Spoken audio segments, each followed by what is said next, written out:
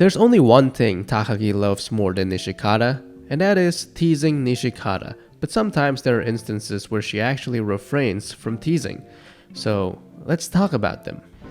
Starting with the first one, which is in season 1 episode 4. The story goes, Nishikata stayed up late watching 100% Unrequited Love, and as a result he came down with a cold and arrived late for school. Nishikata was excited to try out the scheme he had prepared for her.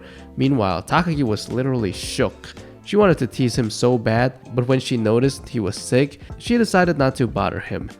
A shame, since she probably would have enjoyed the line Nishikata had prepared for her too. Kawaii.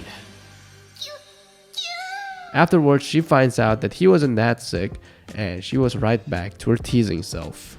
Moving on, we have the water tap segment in season 1 episode 6. One of my favorite segments from season 1. Story goes, Nishikata was having a bad day until he spots a wild Takagi while doing errands. He tries to scare her, but in true Nishikata fashion, Takagi scares him back instead. However, when Nishikata actually hurt himself trying to catch her from falling later on, Takagi showed genuine concern and gratitude without any hint of teasing at all. She helped him with his wound and thanked him for trying to catch her. She did splash him afterwards, but I think this one still counts. The next segment we have is in season 2 episode 9, Worries. Something is off about Takagi today. She's smiling as usual, she's talking with her friends like usual, but there's an uneasy feeling surrounding her. And worst of all, she didn't even tease Nishikata once today, which Nishikata quickly caught on to. After school, Nishikata found Takagi sitting alone behind a shrine.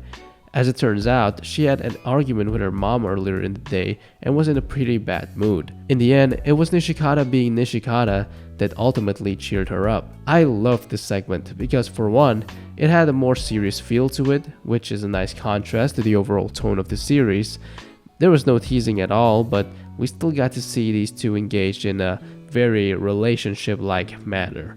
I think it's also nice to see the rare vulnerable Takagi, as it really adds more depth to her character. Moving on, we have the Valentine's Day episode in season 3, episode 11.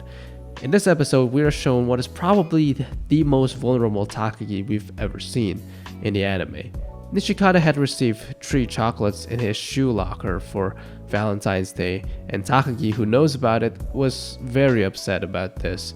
Takagi's aura the whole time in this episode was genuinely super intense. She was cold, gloomy, and refused to tease or play with Nishikata. Nishikata himself was in a situation where he obviously felt very guilty about receiving those chocolates and just wanted to come clean with Takagi. When the other classmen came to confront him about the chocolates, Nishikata, being Nishikata, returns the chocolates. Eventually, Takagi messaged him telling him to meet her at the shrine, which coincidentally he was already there. I really like this moment, the way they talk and be honest about their feelings and insecurities.